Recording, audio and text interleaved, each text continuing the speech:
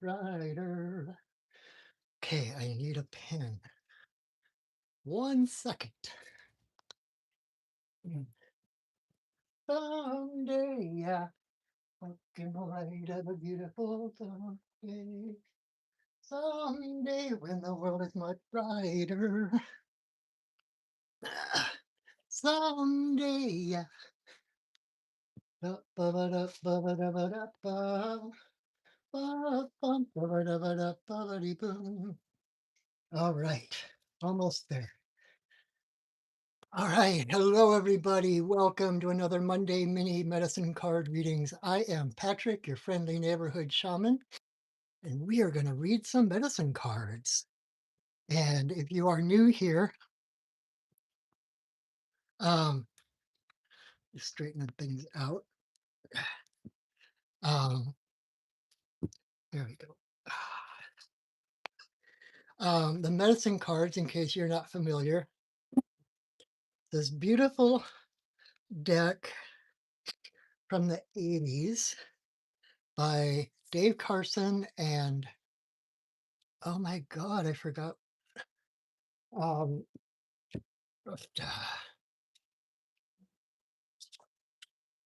she's one of my favorite people. How could I forget her name? Jamie Sam.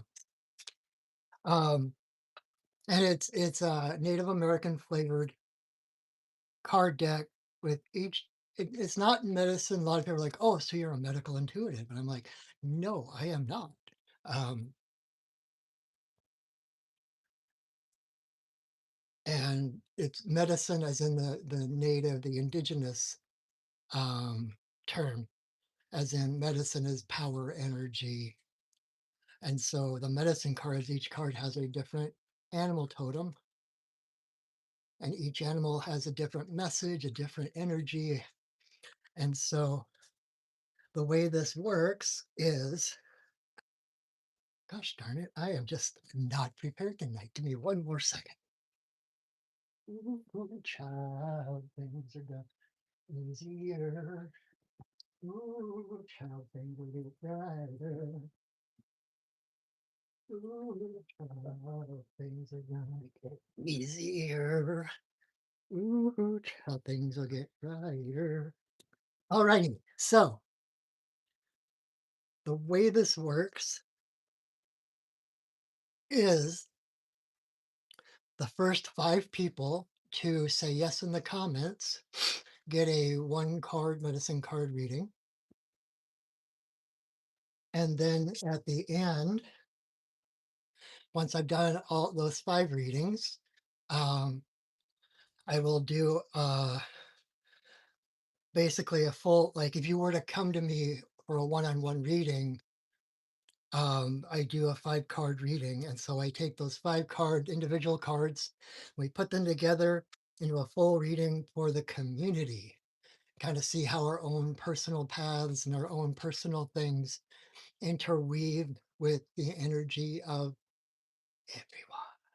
So, um, and if you're watching this on replay, that is okay. All you need to do is choose a number between 1 and 5 and pay attention to that card when it comes up. And I promise that Spirit has this beautiful way of um, giving you exactly what you need to hear. Like, even though the card may be technically aimed at someone else, your message will be interwoven with whatever is said. So, um, first thing I want to do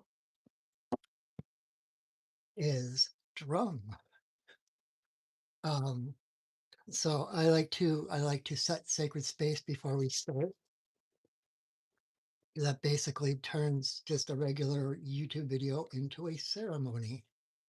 And so we call in the spirits of the elements and the upper world, lower world, and the compassionate spirits of the middle world to hold space around us. That basically, we just got 444 on the counter. Um,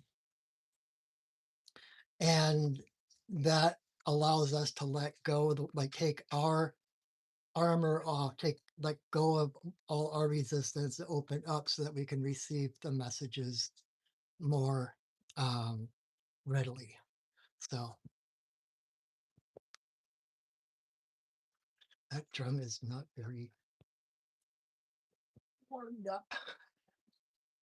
I apologize. Tonight is kind of a flying by the seat of my pants kind of thing. So let's try a different drum. Hi, Wave Runner. I love you too. There we go.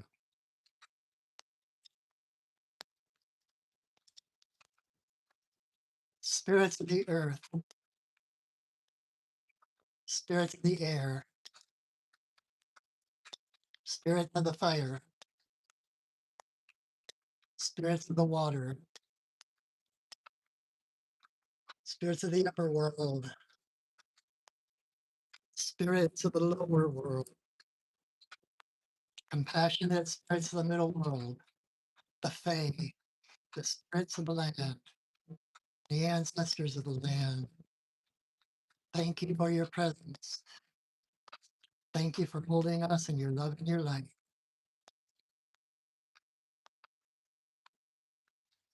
Oh, all right, my friends. Hi, Moon Honey. Welcome. So, I don't think anyone has said yes yet. So, if you are watching and you would like a one card reading, all you got to do is say yes in the comments. And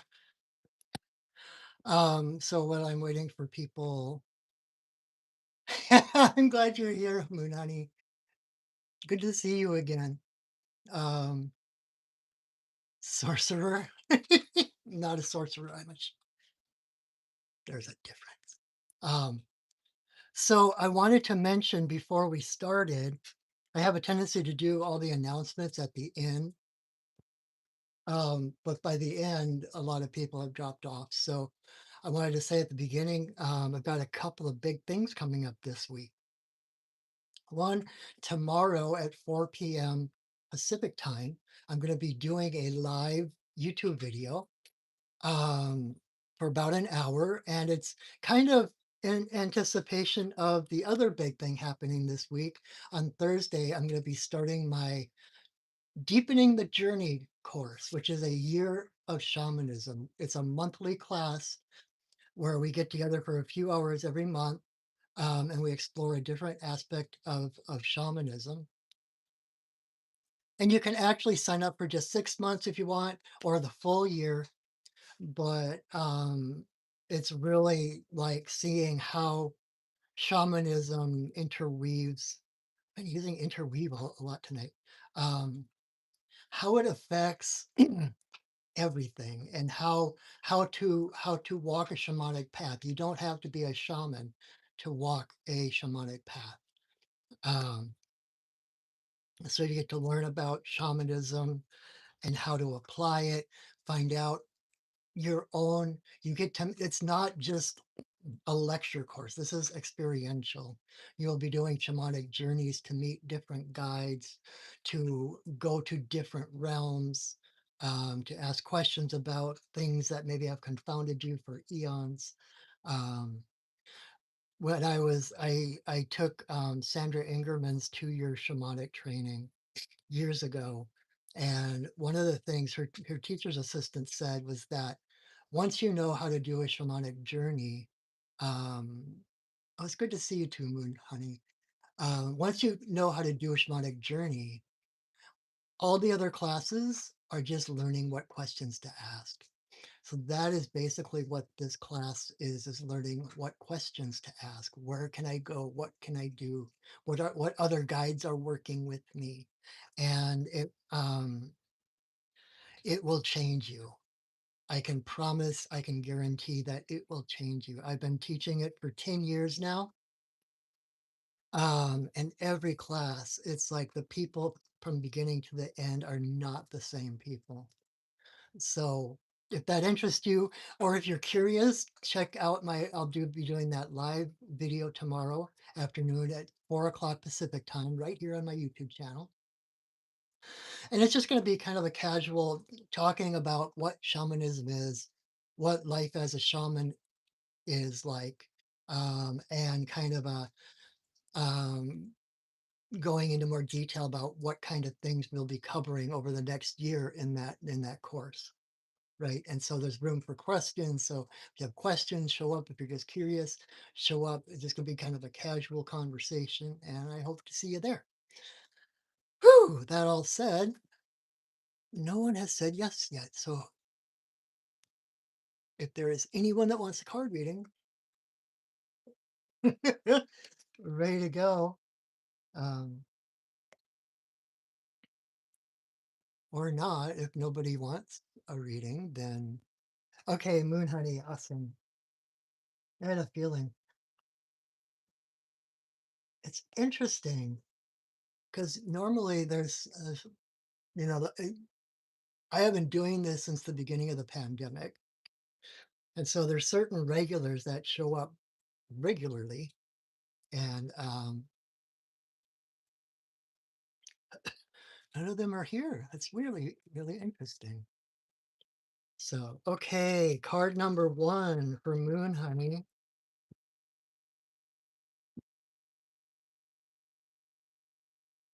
And thank you for joining me. And please, if you haven't already, please subscribe to my channel and like my videos. Hi, Kim. Yes, you are on the list. Awesome. Um, what was I saying? I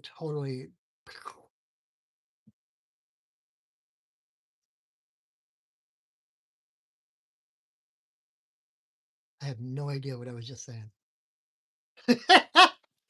Oh well. Oh, so yeah, so if you haven't already, check out my YouTube, check out other videos of mine. If you enjoy them, please subscribe. It'll keep you up to date. That helps other people find me as well.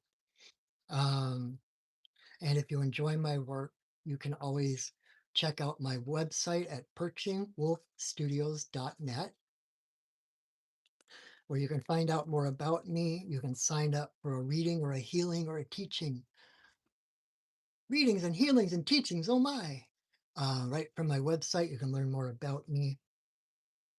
Um, and we could do a personal one-on-one card reading or healing for you. So, and if you enjoy this and wish to support your friendly neighborhood shaman in a different way, I do have my Venmo link in the description. This is my day job, so this is how I make my living. And so sometimes it can be a little few and far between kind of thing. So if there's anything, if you are feeling called to do so, I appreciate every little bit that people support me so that I can support you, right? And helps me to keep a roof over my kitty's head and her tummy full.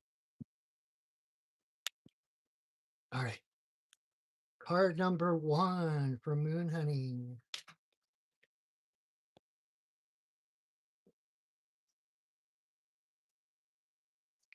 Oh, that's sweet. All right, Moon Honey. Card number one is deer. Um, Deer is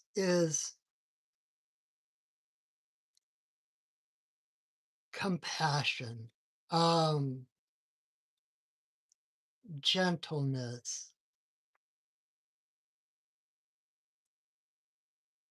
particularly toward yourself. Um, I know you are relatively recent following me, so you probably haven't heard the story. So I get to tell the story now. So, um, deer medicine is about compassion, and there's a story that goes that one morning it was such a beautiful, glorious day that Great Spirit was on top of his mountain. And he was so filled with joy at the beauty, he invited all the woodland creatures to the top of his mountain to celebrate with him. But none of the animals would come because there was a troll that lived at the base of his mountain and would scare everyone that would try to approach. Um, they would try to eat. people and scare people. And so they all kind of stayed away. They were too afraid of the troll to approach Great Spirit. All except for Deer, who was so excited to go party with Great Spirit that she comes bounding in, gets to the base of the mountain, and the troll jumps out and roars in her face. And Deer, rather than running away or like rearing up in defense, um, I feel like my phone is not charging. There we go. She just cocked her head to the side, looked him in the eye, and was like, "Why are you so hurt? Who hurt you? What did someone do to hurt you so badly? What are you afraid of?" And the troll, being used to conflict and power and creating fear, found none of that in Deer. And so he just faded away. There was nothing there for him to grab. And so he faded away. And so through compassion, through doing basically that namaste thing, right? The divine in me sees the divine in you. She looked through the facade of anger and fear and macho, whatever, and was able to see the heart of a fellow being who was hurting. And so through her compassion, she not only freed the troll from his pain and helped him to pass on where was meant to go. It was through compassion that she opened the route to for all the other creatures to approach Great Spirit. So it wasn't through, fighting the enemy and, burying them in the ground or whatever. It was through that compassion of oneness, of seeing this fellow being in front of her, that helped clear the path for everybody. And so there's um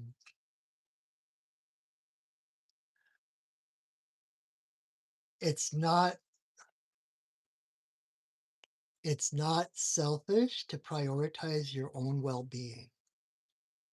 In fact, it's the least selfish thing you can do because it's the only thing you can do, right?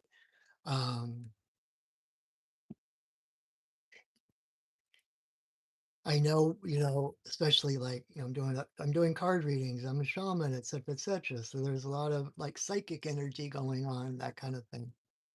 But at the same time, at the end of the day, you can never really know what someone else is thinking or feeling, or um,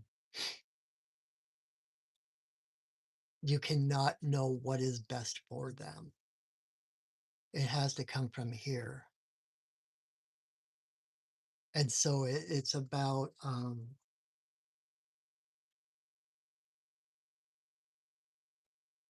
clearing your own issues, right? Clearing your own filters.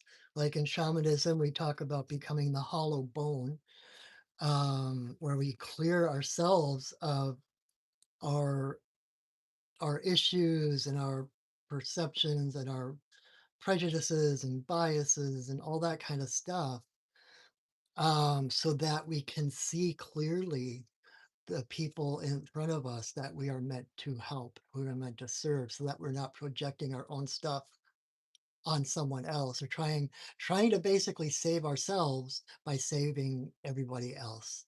I was just talking to some people last week about, it's kind of that heal yourself kind of thing, right?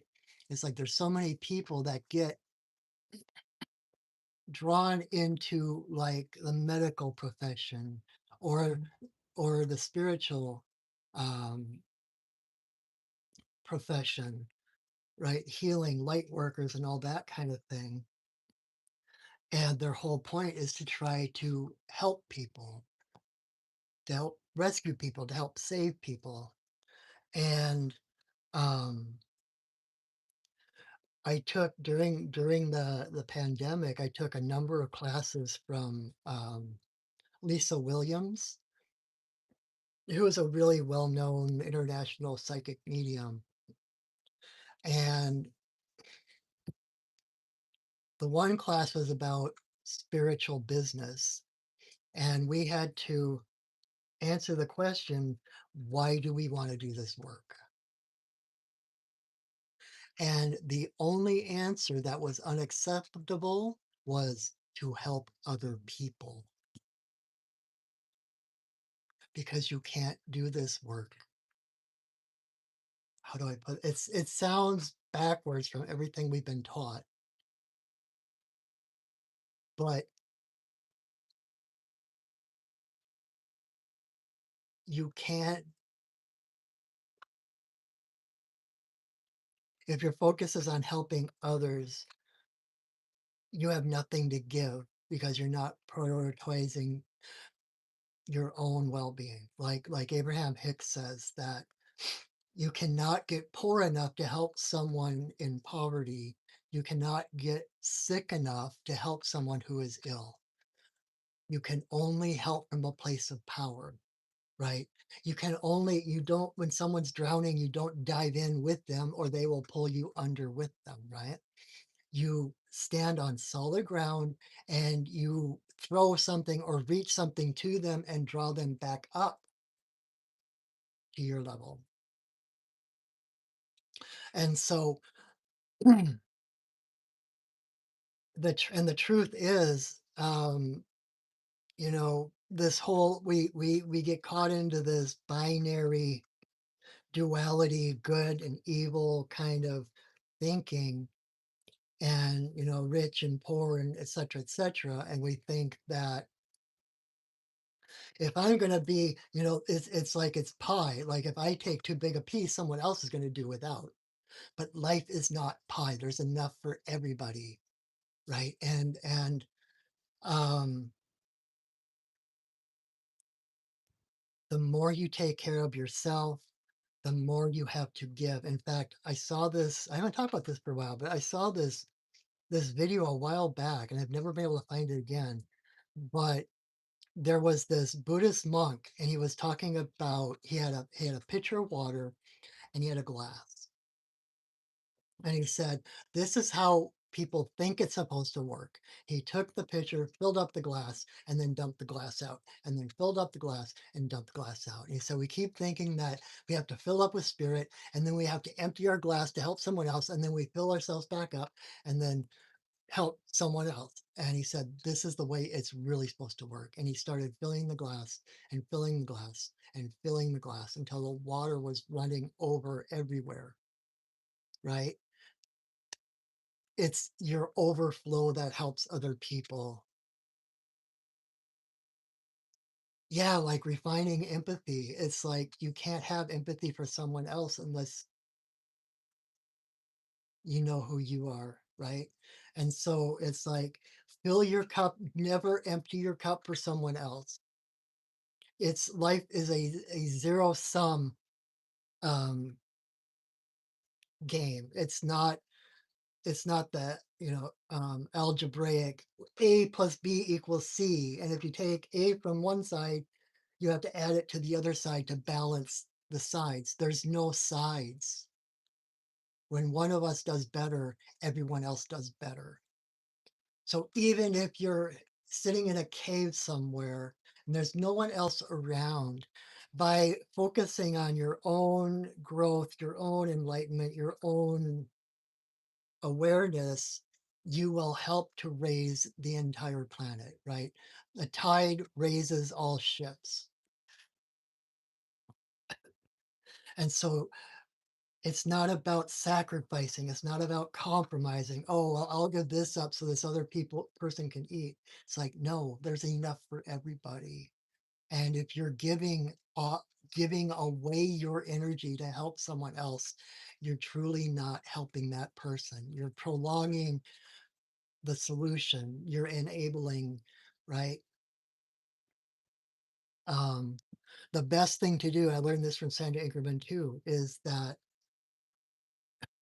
um, she always talks about this kind of it's hard to say, like, I'm always afraid people will take it wrong too, but no one deserves your pity.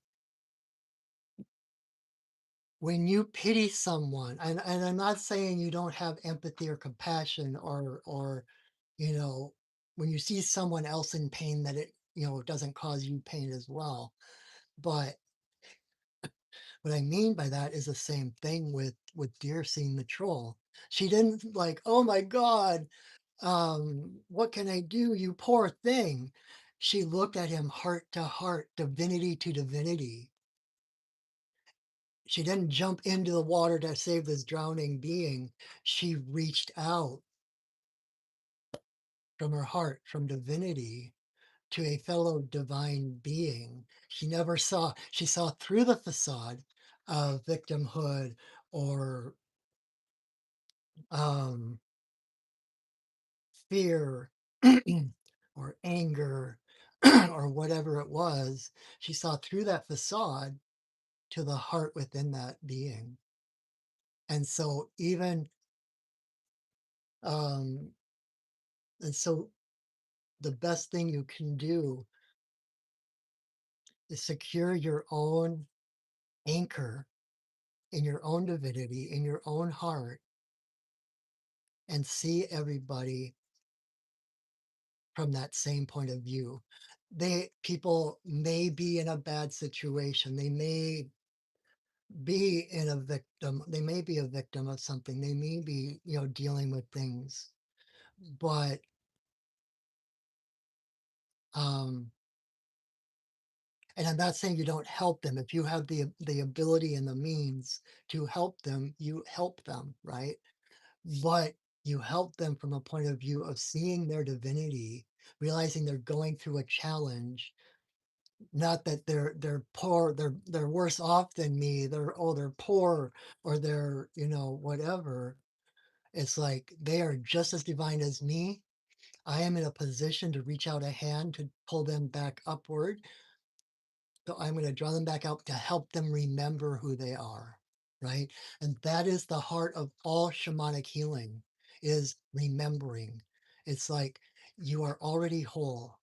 You are already, like Mr. Rogers said, you're perfect as you are. You're already whole. You're already divine. Um, and all healing is remembering that wholeness, remembering that divinity. And the more you can help someone else remember their own divinity by reaching out a hand, by saying the kind words that come out, or whatever it is, or donating some money or whatever, you know, as long as it's coming from the heart, it's helpful. So be kind to yourself. Know that by loving that, and that's that thing, you can't love someone else until you love yourself, right? That's why. Because if you love someone else and you're not loving yourself, then that is a toxic, you're compromising and sacrificing your own self-worth, um, to put somebody else higher than you. Does that make sense? So love yourself. And the other thing with deer, those great big Bambi eyes, right? It's about that innocence. It's about looking at Zen mind, beginner's mind, looking at the world through, hi, Kenzie. How are you? Good to see you. It's about seeing through those big Bambi eyes, like through the eyes of a child, like seeing things for the very first time. Eyes of wonder, seeing the miracles happening, right? Um, like I'm on this device that allows me to speak to you no matter where you are on the globe. Of course, Kenzie, there is space. It's like this is a magical thing. It's like, yes, we have an explanation for it, and there's all this technical lingo and science and everything else. But how magical is it to be able to speak to someone, to project an image of myself everywhere around the globe with this little tiny device?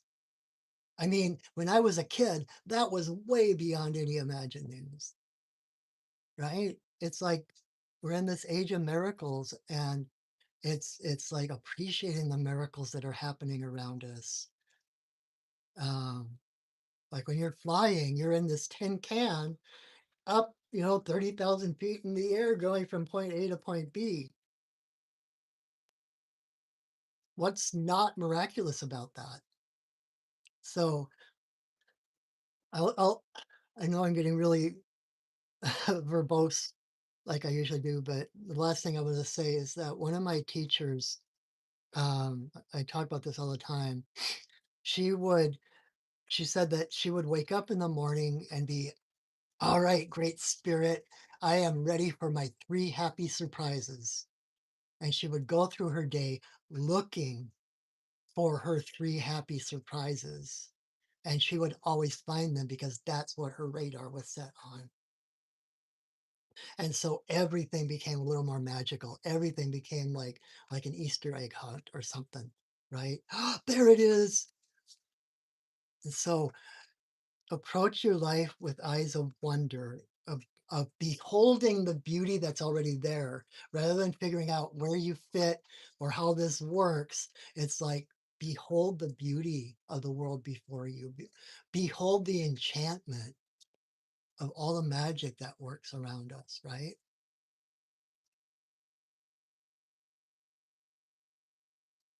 When I saw that, you're welcome, Moon Honey. When I saw that video about the cups, it just like, it's like, duh, right?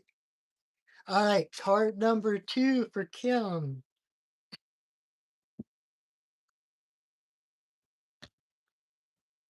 Oops. Ooh, child, things are gonna get easier. Ooh, child, things will get brighter. Ooh, child, things are gonna get easier. Mhm. Mhm. Okay, Kim, card number two is Hummingbird, and she came up reversed. So, um, hi, Charles. I am doing well. I hope you're doing well. There's still space if you want a card. So card number two is Hummingbird in reverse for Kim. And um, Hummingbird is about joy. Um, Hummingbird is, I'm trying to put this into words. Um, it's kind of like this transparency of letting your true colors show, right? Awesome, got you down, Charles. You know, like Hummingbird, that these glittering, shimmering jewels on her throat and her feathers and the shimmering. It's like letting yourself shine, right? Like if you've ever stuck through one of my videos to the very end, the last thing I always say is go shining. And that's what I mean. It's like shine. Um, and so in reverse, it's let me feel into that a little bit.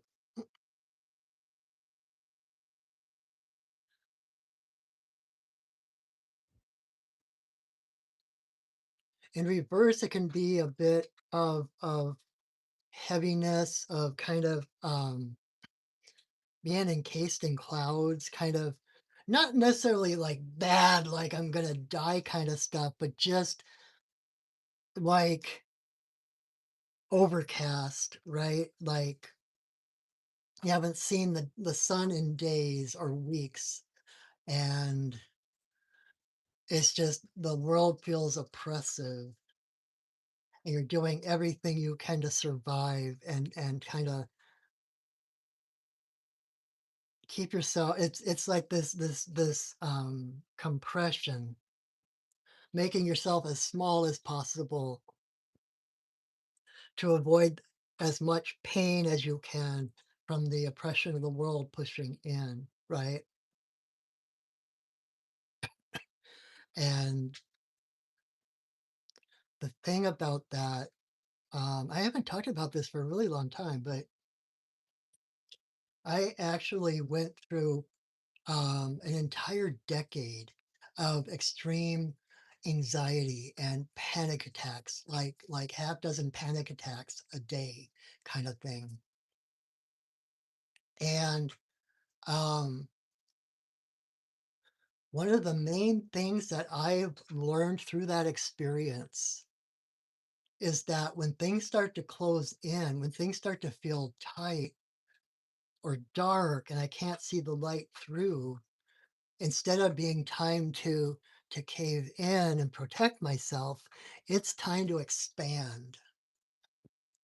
It's time to go for a walk in the woods or go someplace you've never been before, explore, bring in new stimulation that you've never had before, read a new book, right? Watch a documentary about something you're interested in or something you didn't know anything about. And it's like that is actually because like when we close in, we think that we're closing in, but we're pulling in with us all of the issues and all of the baggage and all of the heaviness that we've been having with us. Um, and it's actually it's kind of a vicious circle because it's those issues and that baggage that makes everything feel so heavy and heavier and heavier. Um, because in reality, the universe, let's see if I can explain this coherently. Um, like people talk um, about getting like knocked upside the head with the spiritual two by four, right? Like, oh, I should have done that. Boom. Okay, spirit got me with the spiritual two by four upside the head. They have knocked some sense into me. And that is not how it works. Um, yes, we do get knocked around sometimes, right?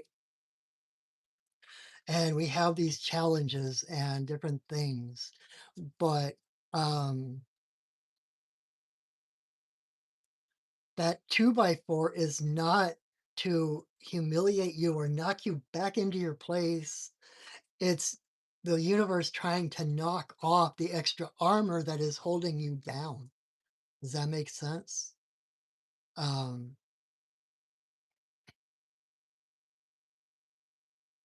And so we keep putting on more and more layers of protection to kind of protect ourselves from all these bad things that are happening, these things that are the cosmic two by fours or the swords or whatever, when that is a tool of the universe trying to release us. Um, does that make sense? And so it's kind of like I talk about Kyle Cease sometimes. He has a lot of YouTube videos. He's a transformational comedian. He's really good. And I was able to get a personal reading with him one time, personal session. And the one thing that he told me that I really got from that session was like when you start to feel that cave in, when you start to feel that heaviness, and those feelings are coming up, instead of like trying to fight them back into submission or resist them or distract yourself, the thing to do is to tell yourself, you are allowed to feel this in my body because those feelings and those issues coming up are the things that a younger you did not have the freedom to feel or express. And so if we spend our time trying to battle our demons and trying to put them back in the box or whatever, all we're doing is re-traumatizing a younger part of ourselves. The only way out is through. Healing is feeling. Like a friend of mine, another shaman friend of mine, um, she I was doing work with her and like all these feelings were coming up and it's like, no, and she's like, you will never die from feeling the feelings. You will die from not feeling the feelings. Feeling is healing. As hard as it is, as painful as it is, um, that is the way out. And so, like I was talking about with deer earlier, right? That self-compassion, to have these things come up and to be able to look at yourself with such compassion, to hold space for that younger version of you to really feel those things, to have the space to express themselves, and to feel those things, to move past them. That is how we heal. That is how we shine, right? Um, like I saw a saying someplace about like if you think of an egg, right? If there's pressure from outside, squish, that's death. If there's pressure from inside out, that is birth. And the thing is, if you think about like snake medicine, right? When the snake is shedding its skin, the reason the old skin is drying out and peeling off is because the snake is expanding. It's growing from the inside out, and that skin can no longer encapsulate them, right? And so, one of the things that helps me is when I start feeling that pressure in on me, I realize that that pressure isn't coming from the outside in. That's me pushing out against my former limits. That I'm like that snake expanding beyond my old limits. That's me being birthed. That's me starting to shine. To drop all of those, all the baggage, to drop all that heaviness, um, being willing to let go of everything, right? To regain your essence. It's kind of like what it reminds. I don't know. I'm just going to say this as it's coming through, but I'm not sure how it totally fits. But I did a soul retrieval with a client one time, and her boyfriend had committed suicide, had died of suicide like a year before. And basically, ever since then, she was having trouble. And so I went in to do a soul retrieval for her. Um, and when I tuned in, when I started my shamanic journey and tuned in and everything, it was like he was there and he was like surrounding her, trying to protect her, trying to take care of her. He was so guilty about having done that, that he was sticking around to try to protect her. The thing is, by doing that, he was pressuring in, he was suppressing her own natural power, right? And so I had to explain to him that if he passes over into the light, he can come back anytime he wants to. And when he comes back, he will be empowered and he will be able to do so much more for her, help her in so much other ways than just holding this shield around her. Right. And when you have a wall around you, it not only keeps the bad things out, it keeps the good things in. It keeps you from being yourself. So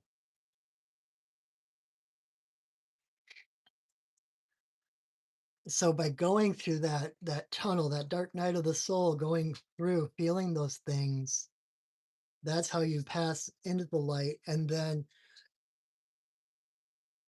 um let's see here. I thought I had one of my, there was a quote. It's kind of like it, you know that quote from the Bible about What good does it do a man to gain the world and lose their soul or whatever, however that goes? Um, by letting go of everything, you gain everything, right? It's by letting go of everything that all of a sudden you have access to everything you could ever want or dream of. It's not in the scraping and holding on so tight to all the things that we want to, have and be. And we actually have to be willing to let go of those things because those things are already a part of us. That's the things that make us shine. And if we hold on to them too tight, we're we're not allowing ourselves to be who we are meant to be, right?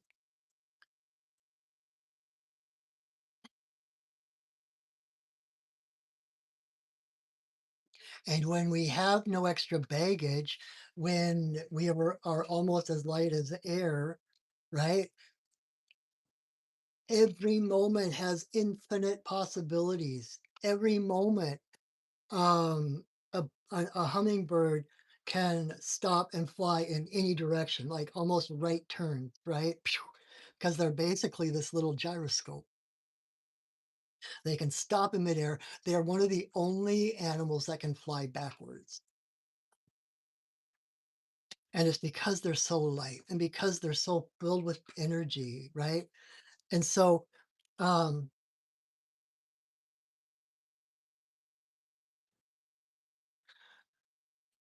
think about what they eat. They eat the nectar of flowers. So, in order to shine, in order to be yourself, seek out the sweet spots in life. Focus on the sweet spots. Look, look for what empowers you. Go toward that's like Joseph Campbell talking about follow your bliss. Go toward the joy, go toward your bliss. Um, because when you do that, miracles happen. Like he says, like when you follow your bliss, where there were only walls, doors will open.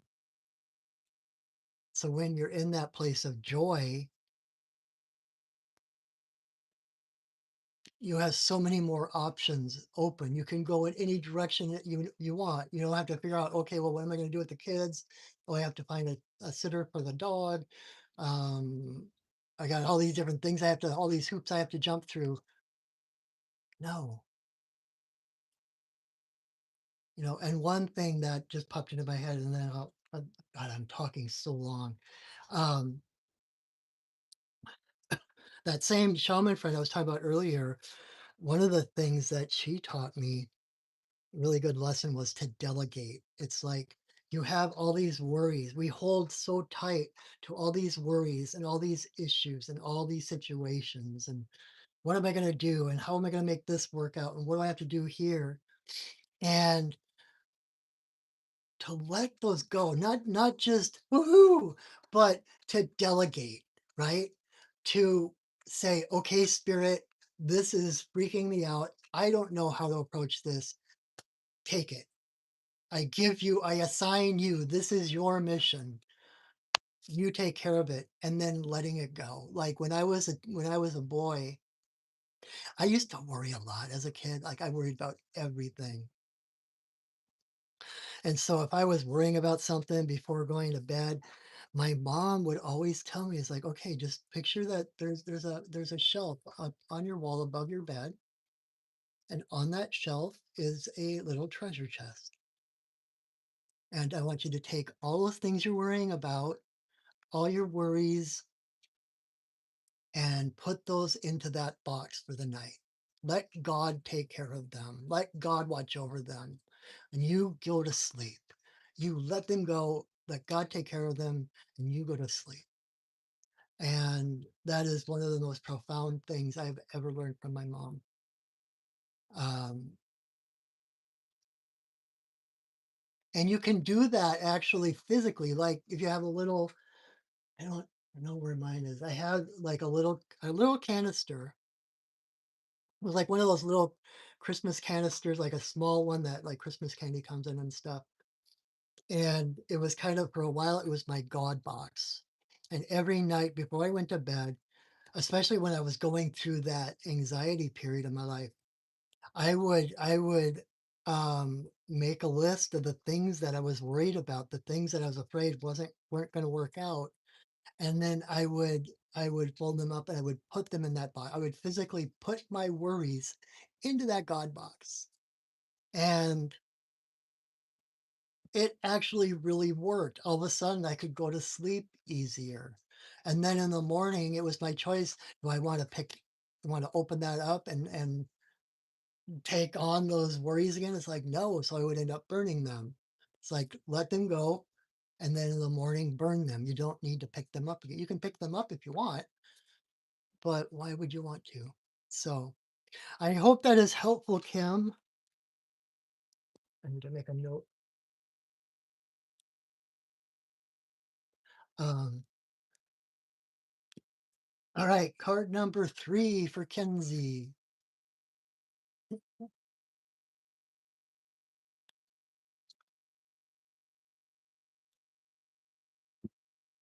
If you guys like, I asked if you would share my videos, but even if you invited people, I do this every Monday night. So you're like, hey, there's this guy on Monday nights. He's really cool, and he wears unicorn shirts. And invite people to watch with you. That would be an awesome gift that I would really appreciate. So okay, card number 3 for Kenzie.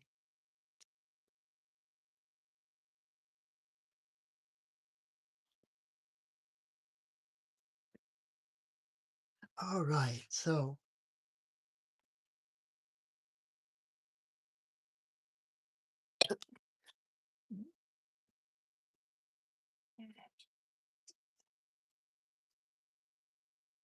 oh, I'm so glad that made sense, Kim.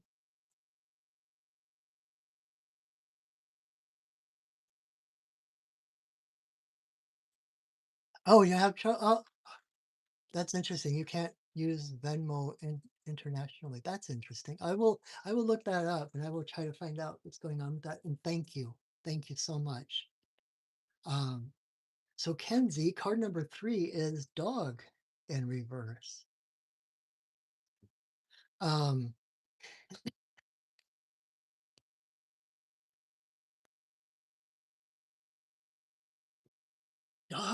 dog, is, in my mind, dog has the biggest heart of any of the animals.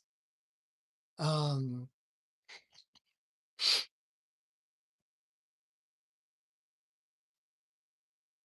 it's like such that pure love, right?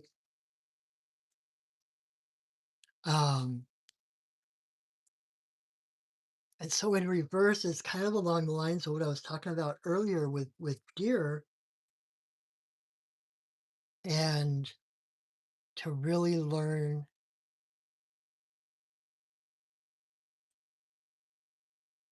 Well, okay, the image that keeps popping into my head is, I'm not even sure. I have to look this up too. I'm not exactly sure if they're canines or not, but like in the Lion King, right? When the hyenas are helping Scar, um, and it's like, tail between the legs, doing what they think will make their master happy, right? They're looking for um value through the approval of someone else. They It's like like they say, like when you're chasing what you want or chasing what you desire, you're actually chasing it. You're pushing it away. And the trick is to realize that you've already got it, right? And it's like the basic thing of the law of attraction, right? Um,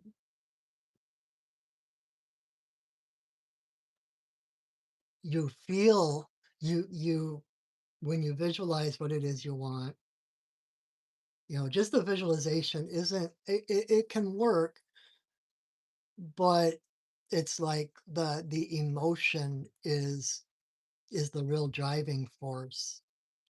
Um, and the thing is, like, you can feel like in this moment, you have the ability to feel safe, to feel complete, to feel whatever the feeling is that you are seeking, right? What Because when we're looking for a job, or we're looking for a new car, or we're looking for a relationship, whatever it is, um, it's not really the object that we're wanting. It's the feeling of having that, right? Um, and the thing is the presence of that thing is not necessary in order for you excuse me, in order for you to feel that, that thing doesn't need to be present. And so the more you can feel what it is that you're seeking, the more you're drawing it to yourself, right? Just like dog. It's like dog, um,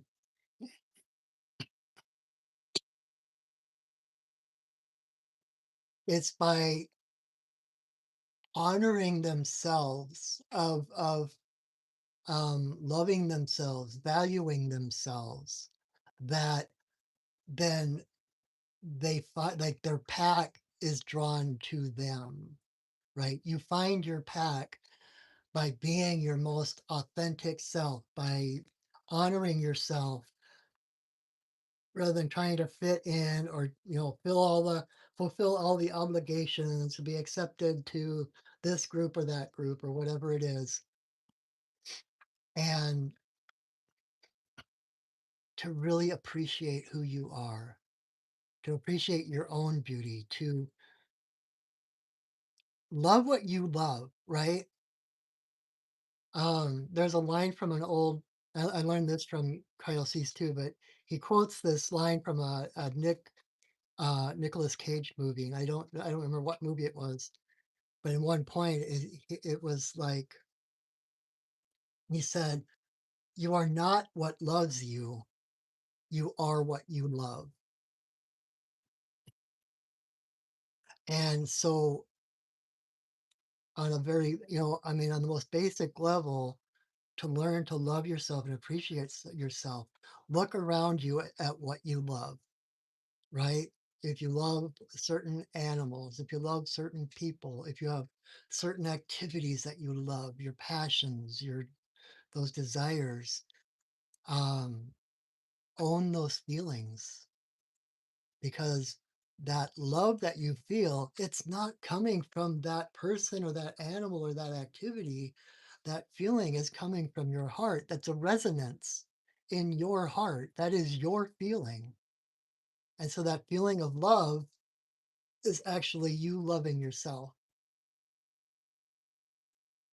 And so look at all the things that turn you on, that you just love, that you love to do, that you love to listen to, that you love to read, or who you love to be with, or whatever it is. And know that, and that's a big thing in relationships, right? We always put, oh my God, that person doesn't love me anymore. I'm worthless, right? Because that person doesn't love me anymore. Like, as if your entire value as a human being could come from one person, right? But if you value yourself and that person stops loving you, yeah, it may hurt. It's gonna, it'll be an adjustment, etc. But you're not losing anything because that love was always within you. Like I had a relationship with someone who is really narcissistic, and it almost killed me. Um, and when you're trying, especially someone like that, when you're trying to leave, you know it's better for you to leave, but there's always that, but what about, but I really love them. What about, how can I do this to them? And it's like the thing I realized after I finally got out of that was that she was never the person I thought she was in the first place. So those feelings of love were not coming from her. Those were in me the whole time.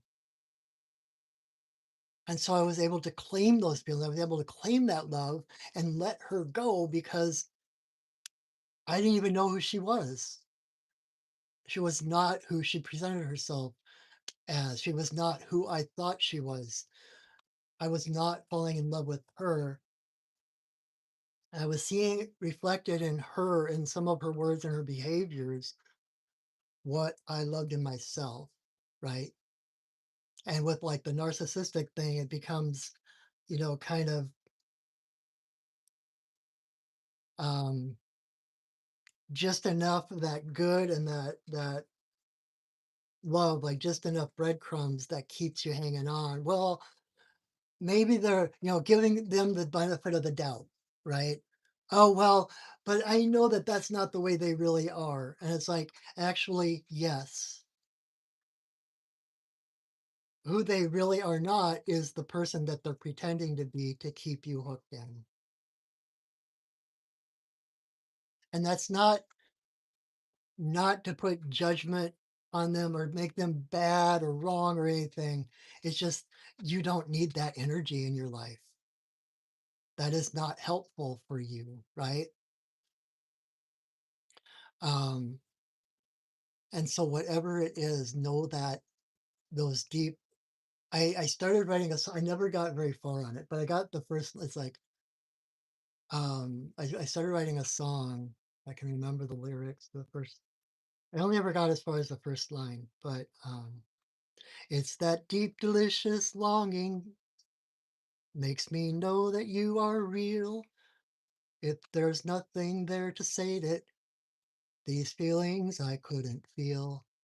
It's like if you are longing for something, if you have a passion, if you have this desire for something, that is proof from the universe that it exists, number one, and you deserve it, number two, because you wouldn't have any reference to it.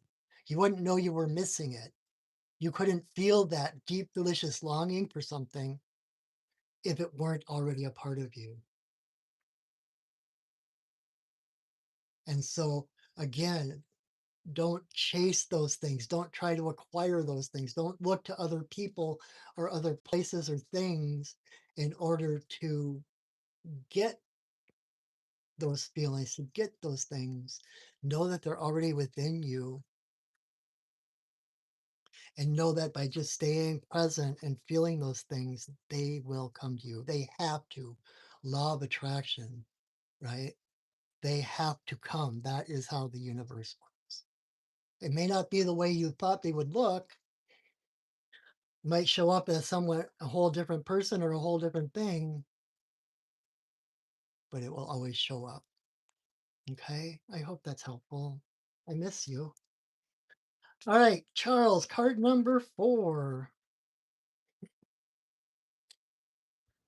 We have one more spot if anybody wants it. Otherwise, we'll just do a 4 card reading at the end.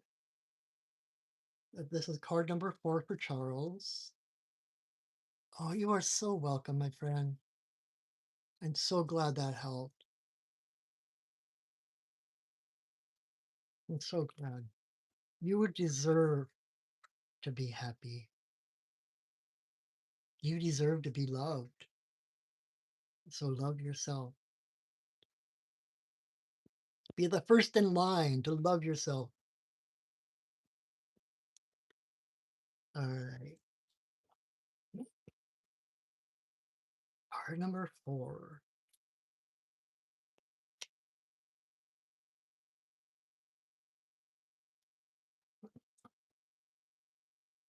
Oh, cool. All right.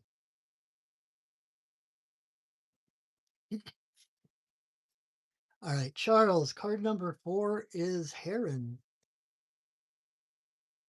And Heron is I love Heron medicine.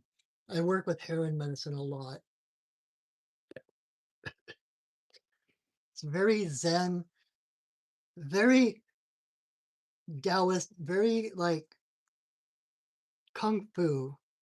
If you've ever seen the old kung fu series from the 70s, um, Heron isn't exactly Crane, but it's the closest thing to Crane in this deck, and that's what where my head goes for you. And it's like, there's it's like the monks, the monks are learning the kung fu, and there's there's mantis, and there's, well, just like Kung Fu Panda, right? There's mantis, and there's tiger, and there's snake, and there is crane style. Um, and not just the Karate Kid, right? Um,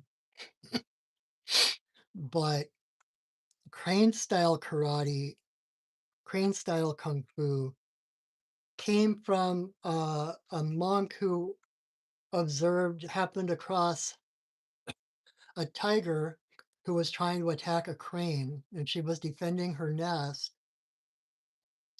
and she never really got the upper hand, but she had a defense every time the tiger went to slash her or try to bite her. She always had a counter move, or she just simply wasn't there. um and so it's this whole kind of like Tai Chi. It's more about the being in the flow, and either just not being there when they try to land a blow, or you divert the energy around you. um and so for Hera and for Crane, it's like winning isn't the obstacle, isn't the point. Winning isn't the final destination. It's just that living in harmony where you are, it doesn't matter what's coming at you, you can move in ways that are in harmony with whatever energy is coming, right? And I used to take Tai Chi. I really want to get back into it. I um, anyway, and my Tai Chi teacher told this story about um, like Tai Chi is considered one of the soft martial arts, whereas like karate is one of the hard martial arts, right? It's like that pew, pew, pew, hard and force, and like Cobra Kai, right? Um, and so he was telling of one of his students that was taking he was a karate, like, I don't know what belt he had, but he was pretty up there. And so he had a karate teacher, but he decided he wanted to round out his martial arts experience. And so he decided to take a Tai Chi class with my Tai Chi teacher. And found out that the so-called soft martial arts was actually more powerful than the hard one, because and he proved it because um he was he was at the dojo one time waiting for his karate teacher to show up. So he was going through the Tai Chi stuff, right?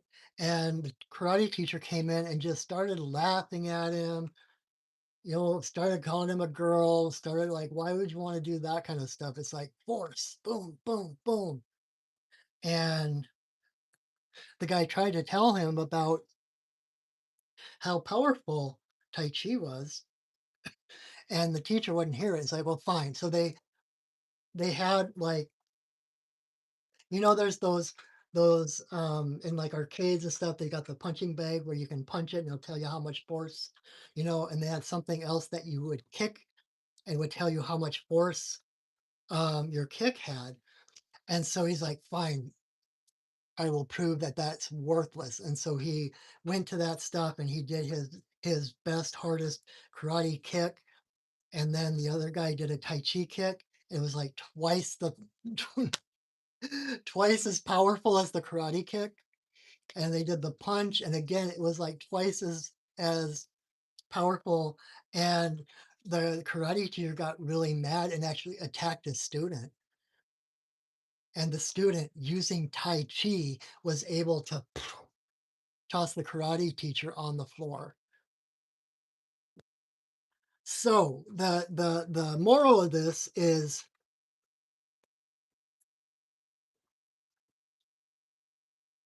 softness. Like we kind of like going back to the deer medicine we started with, right? We always think force. We have to force it open. We have to force our way. We have to find that solution. We have to force it, and it's like, no, we don't. It's about the softness. Like what makes Tai Chi more powerful than karate is that, like, when you throw a karate punch, you're doing it through the force of your arm, right? And it's like it's all about strength. And so the more you work out, the harder you can punch, etc., etc. In Tai Chi, you're working from, they call it the dantian. It's basically the solar plexus. And it's like wheels within wheels. That's like the engine. Like your hips are the engine. Everything else just follows through. It's like when you do these moves, it's like your hips move first and your arms follow through. They're like wet noodles. And so when you do a strike with Tai Chi, it's not just there's no the arm is what they call empty. You're not holding it tight. You're not trying to push. You're using it like a whip. There's no there's no solidity to it, and it's by moving your hips, spinning your hips that that's the driving force of that. And so by keeping it soft, by um and like in that story, it's like he was like the crane. He like the tiger comes at him. He disarmed the tiger with the tai chi because it was a soft. It was like it harmonized with the energy coming toward him and was able to um, negate it. Right. So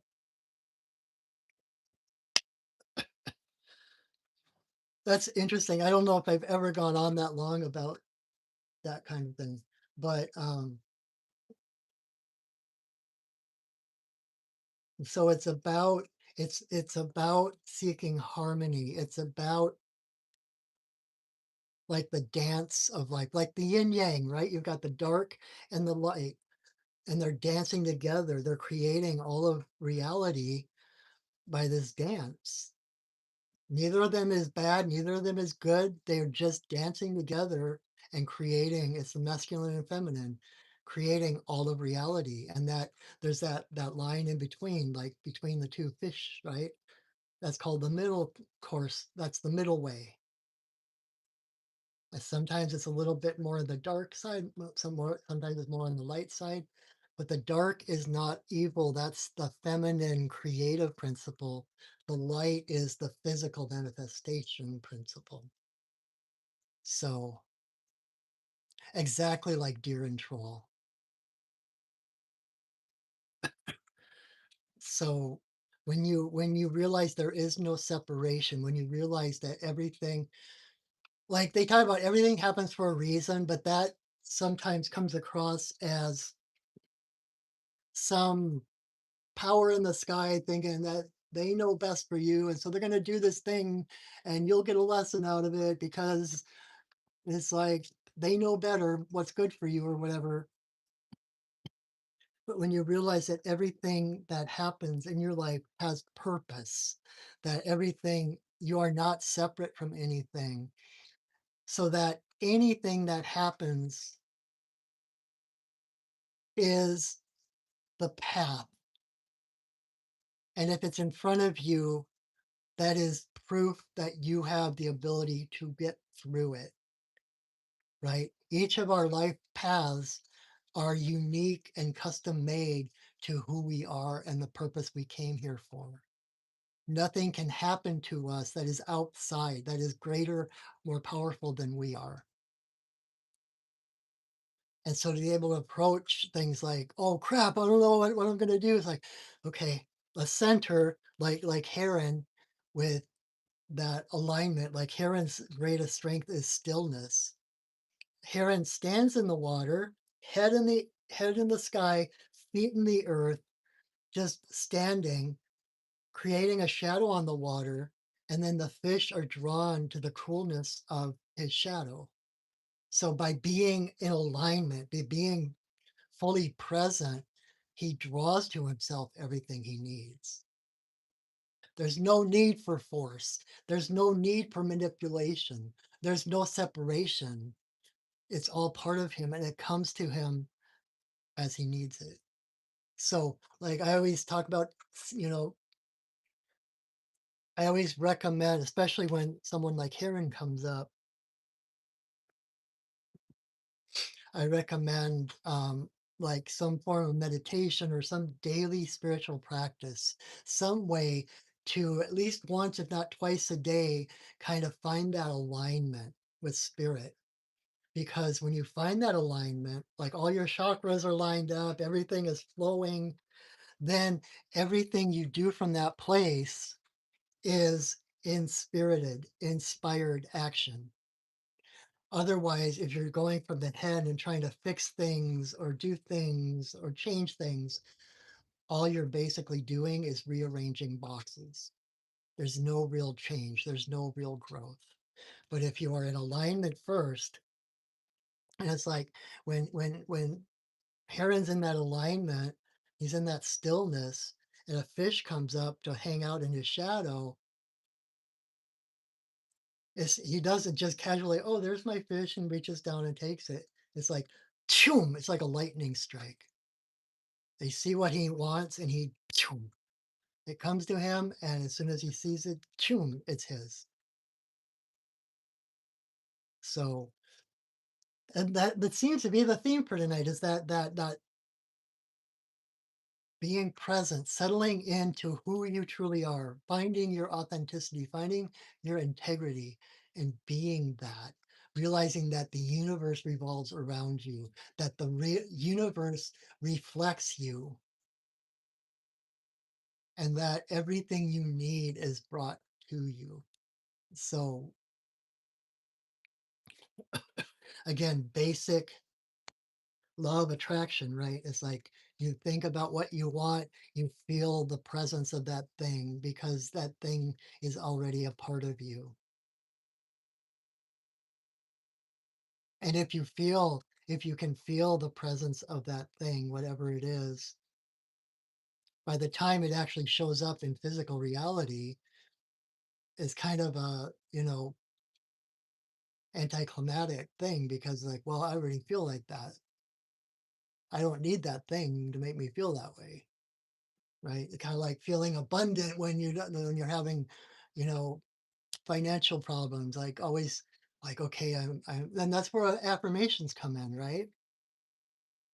Affirmations actually help to shift you from that scarcity thinking to abundance mindedness, where it might not feel true at the time, but it is true. It's like I am abundant. The world bring everything I need comes to me easily and effortlessly in the right divine timing.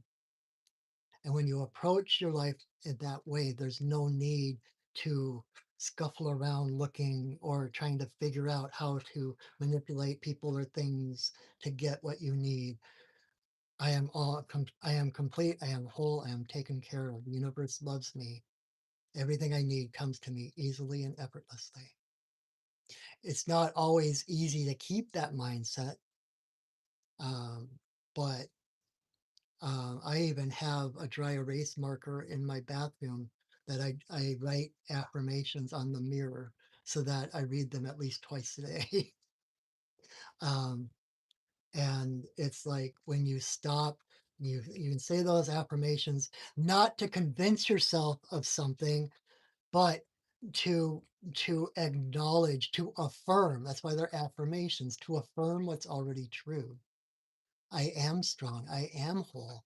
The universe does love me. I am taken care of. Everything I need really does come to me when I need it. That's not a lie. That is truth, right? Whew. So I hope that's helpful, Charles. And um, since I was so verbose and loquacious tonight, um, that was only 4 cards, but I think we're going to call it there because I need to give myself enough time to do. We'll just do a 4 card reading for the community. Unless there's any last minute takers. I don't want to deny anybody, but otherwise we will do. Oh, and I don't need to shuffle them. I need to find the cards that came up today. So again, as I'm looking through the deck for the cards that came up tonight, I want to oh, you're so welcome. I'm so glad. I'm so glad that's helpful. It touches me like when someone responds like I did something right. Um so I wanted to again at the beginning I made a couple announcements that um coming up this week on Thursday, I'm going to be starting my year-long course in shamanism called Deepening the Journey. And it's a monthly class where every month we get together on Zoom and explore a different aspect of shamanism. So for the entire year, you will be walking a shamanic path, learning how shamanism intersects with everything, how it affects you, how it changes your perceptions, etc., etc., etc. And I've been teaching it for 10 years now, something like that. And I can promise you from past experience that it will change your life. If you are feeling called by the spirits, or if you're just curious about spirit or shamanism or whatever, um, you might look on my website, perchingwillstudios.net. You can look at the upcoming events and classes. And I need to, I'm so bad about staying up to date on my website, but it's like the second thing in line. I forgot to take the first thing off, but you'll find it on that page, all the information and the buttons with which to register for the course. And if you're not sure or you want to know more about it, you are in luck because tomorrow, Tuesday, I am going to be let's see here. I am going to be doing another live YouTube video at 4 p.m. Pacific time. And um, I'm going to be talking about shamanism in general, about what it's like to be a shaman, and to kind of go into some of the things that you can expect from that class. I wanted to give people a chance to kind of get a feeling for it, to kind of ask some questions. So bring questions if you have questions, or if you're just curious, you can come and just listen to me. I could talk for hours like I do every week about shamanism and stuff. So if that's something that interests you, check it out tomorrow at 4 p.m. Or watch the replay. It kind of gives you a couple of days to decide. And at the end, besides just talking about shamanism, I'm planning on doing a guided shamanic journey and taking you to meet um, an, a shaman ancestor, because everybody has shamanism in their blood, no matter who you are, no matter what your culture, no matter what your heritage, everyone has shamanism somewhere in their life. And so we're going to do a guided journey to meet that shamanic ancestor. And um, and I figured that way, if you want, you can ask them, is this a good class for me, or is it better to pass it by? Because I know it's not for everybody, right? But that way you can have an experience, you have a shamanic experience. You can hear someone talk about it that's very passionate about it, and you can have that ancestor to kind of talk to see, get their input, to kind of actually have a shamanic experience, to connect to a guide, to connect to an ancestor, and to get some personal guidance. I'm not here to tell you what to do. It's about finding your own personal direct revelation guidance. So, all right. Let me turn my phone down. Let's see here. Can we go? I can probably, oops, let me do this one, but you can, oh, what, how's that? That works. All right. So these are the 4 cards that came up in our individual readings tonight. And so I made a 4-card reading utilizing those cards for the community. See how your individual medicine interweaves with the medicine of everything that's going on right now. And in a 4-card reading, I don't often do a 4-card reading, so I always have to try to remember. Um, it's like the first one is what you're bringing to the present. Um, wait, this is okay. This is the question. This is like what it is you're seeking, or what is it that um, um, what's the intention, um, and is that how it goes? I give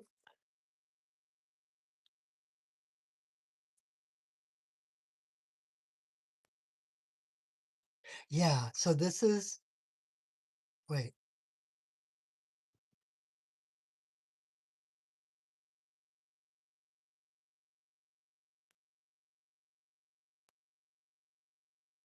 This is the beginning of the journey. This is who you are right now, or who we are right now. This is what we bring to the picture, what we bring to um, the situation. This is the obstacle in the or the ordeal, however you want to say it. Um, and this is the outcome. And so um, as a community, it could be as your family, as the globe, as just, or it could be just personally in your own life. But we've got deer to start out. And so we start out with really being able to, maybe this is the longing, this is that longing for connection, this longing for the magic of youth, right? Like Bambi, like Disney, like anime, like um, all the fairy tales and the magic and the enchantment. It's like this is what we're showing up with, and wanting to deepen that, or like, I feel like this is like a trying to know what is true, coming in with this idea of wholeness, of peace, of um, respecting everybody's value, etc., etc. Um, kind of coming from that childhood of, magic and unicorns and all of that kind of thing. And I'm not going to say it's naive. I'm going to say it's innocent. That innocence of seeing things clearly, seeing things as they are, seeing the magic behind the curtain. And the strength that we bring to it is hummingbird in reverse, which I need to think about for a second here, feel into that. So, like I said earlier, hummingbird is about shining your true colors, right? Um,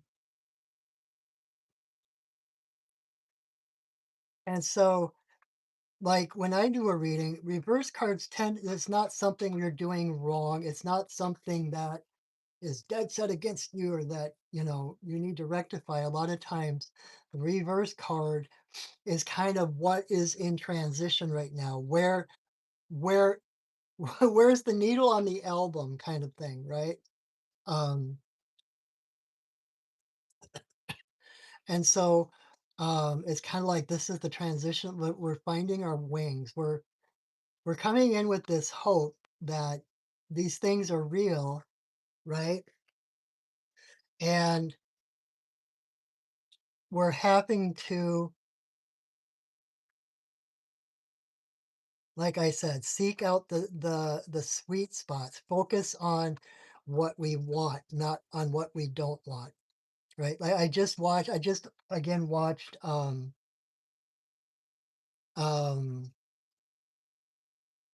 the eighth Star Wars movie. Which one was that?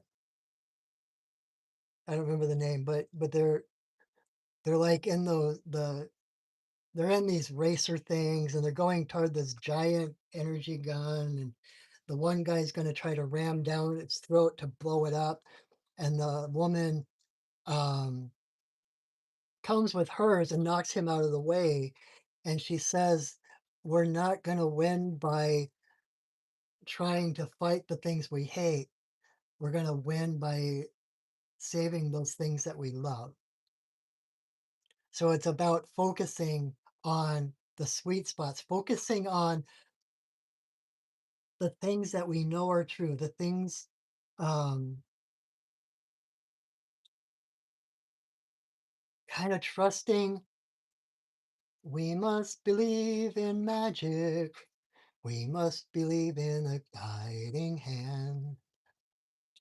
Believing in the purpose behind all things, believing that no matter what it looks like, that again, there is no separation. Everything is one. We are all part of the same being. Whatever it is God.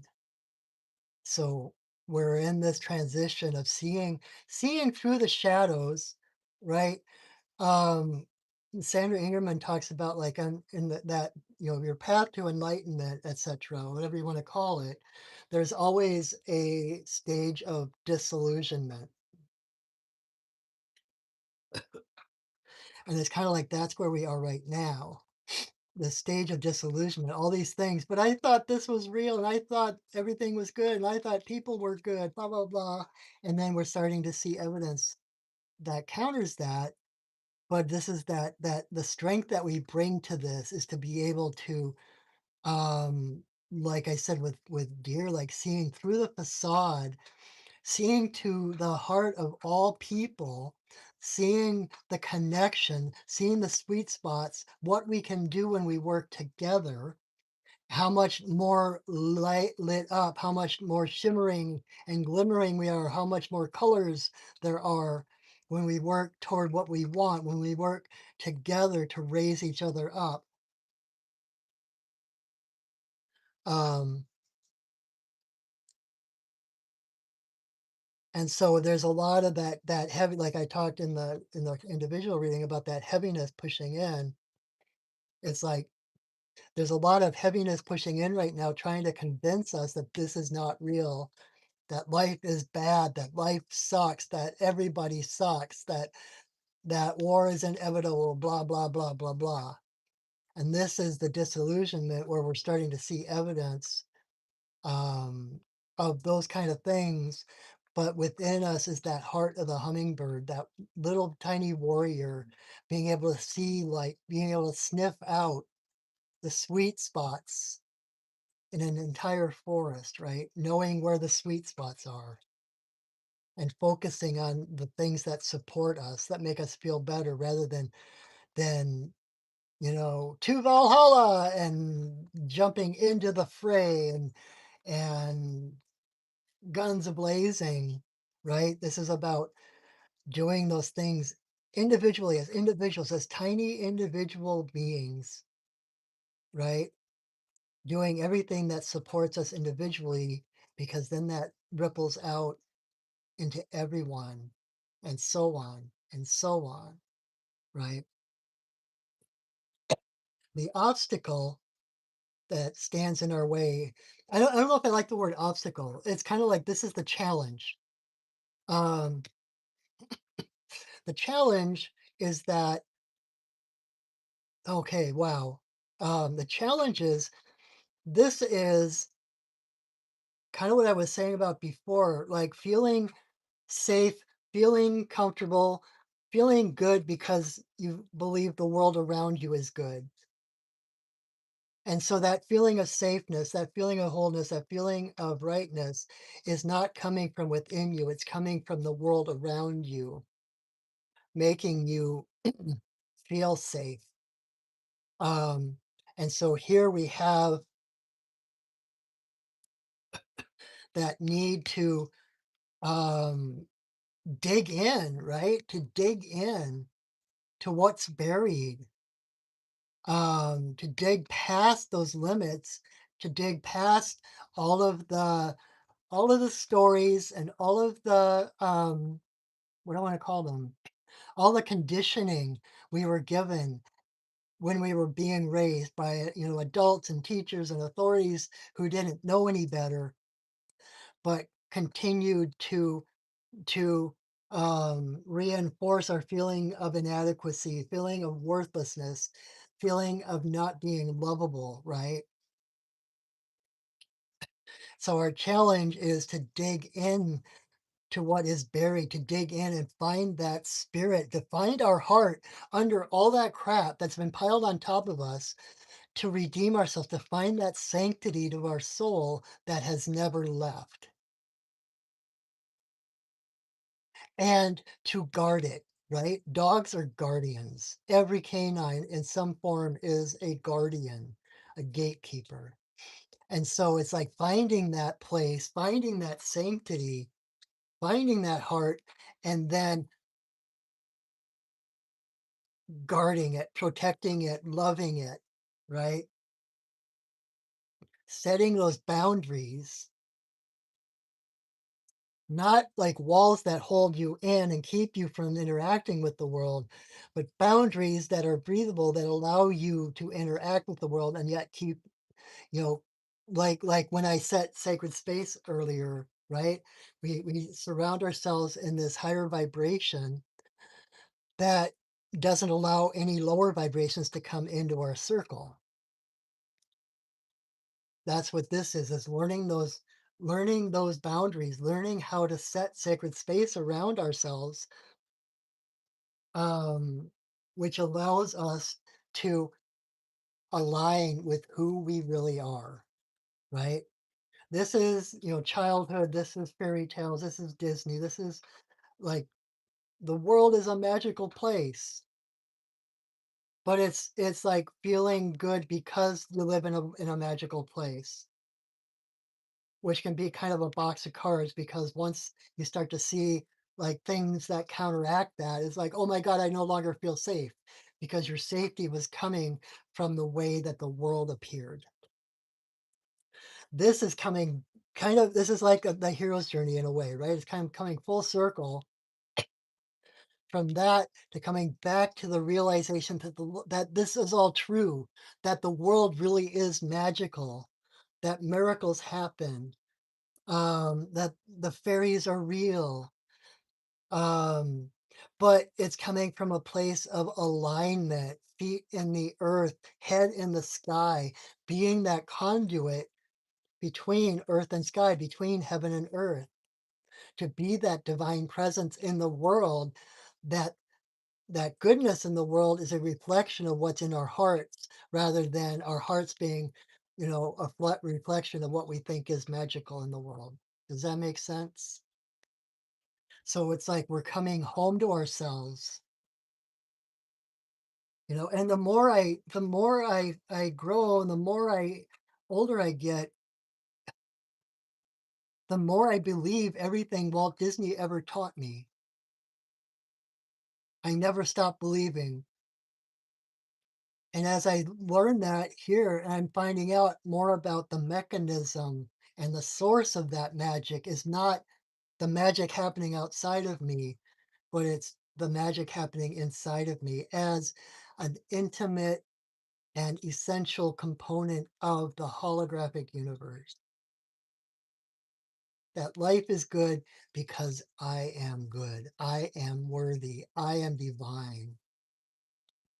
So it's not a power over the world trying to manipulate and control the world so you can feel better. It's about being able to let the world go because you are whole in yourself. Everything you encounter in the world is a reflection of that. So no matter how bad it is, there is always magic at play. And there's always a purpose and a reason. There is always a solution. So that is what I see. That is how I read that. And so I hope that is helpful. Oh wow, we're even gonna be able to finish a little bit early. So let me back up a little bit. All right. So hmm, I hope that made sense. I hope that is helpful. If nothing else, I want when people come and watch my videos, I want people to leave with at least just a little bit of feeling a little bit lighter, just like at least a little bit of the heaviness of the world has been taken away, or they can see like clarity. There's a little bit more clarity, um, and that they feel a little bit more connected to themselves. That's my goal. And I always say, like, if you come to me for a reading or a healing or whatever it is, like if you don't leave feeling more empowered than you did when you came to me, then I didn't do my job. So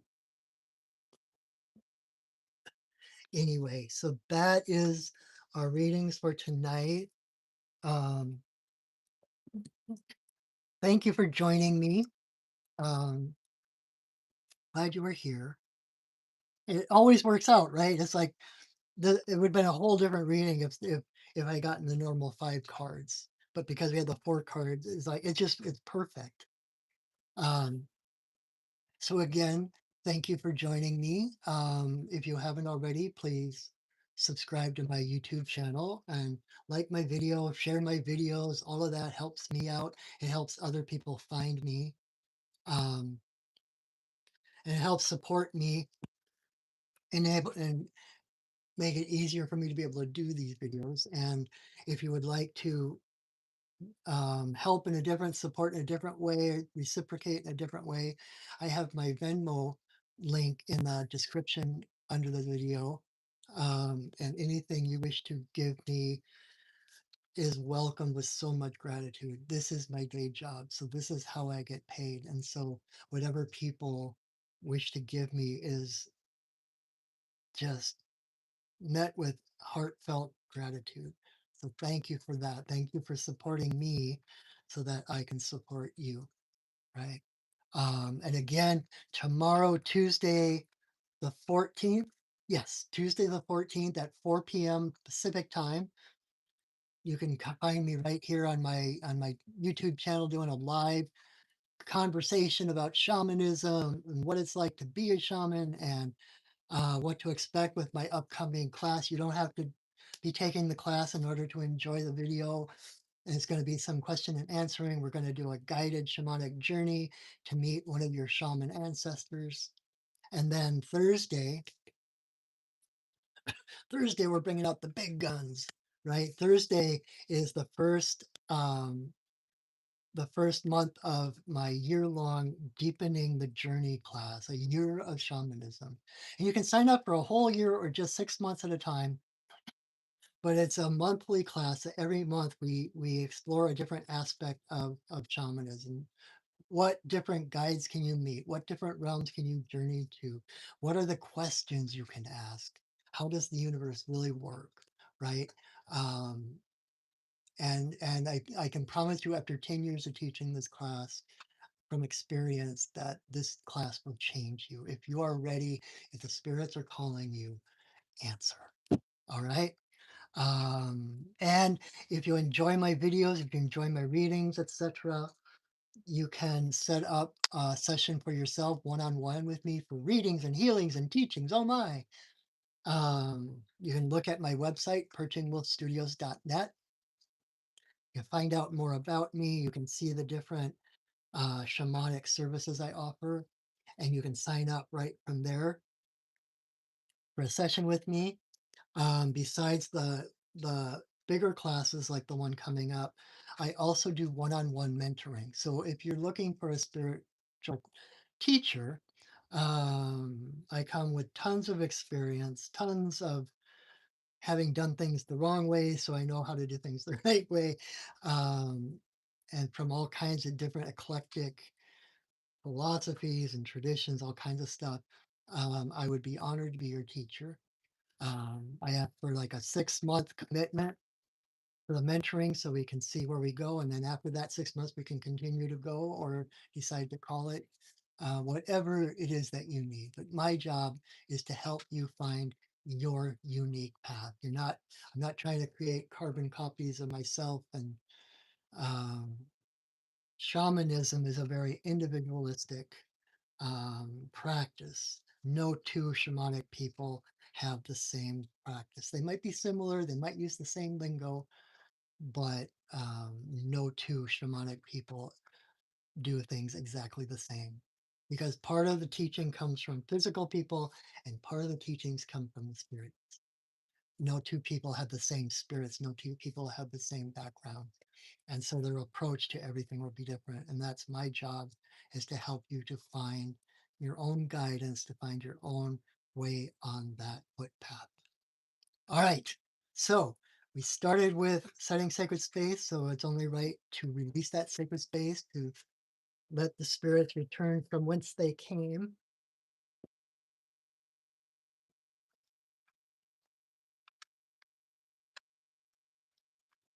Spirits of the earth, spirits of the air, spirits of the fire, spirits of the water,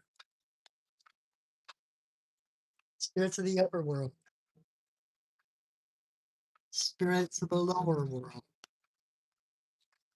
compassionate spirits of the middle world, the Fae, the spirits of the land, the ancestors of the land. Thank you for your presence. Thank you for holding us in your love and your light. Our work for now is done, but you are always welcome in our circles. Thank you for welcoming us into yours.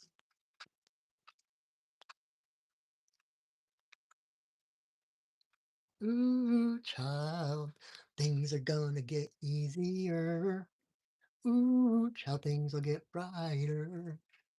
So thank you again for joining me. I hope you'll join me again next week, um, or on tomorrow, Tuesday, or Wednesday evening when I do my sacred pipe ceremony. Same bat time, same bat channel. Um, and until I see you again, know that I love you, that I see you, and that I honor you. Have a wonderful week, everyone, and go shining. Go shining. All right.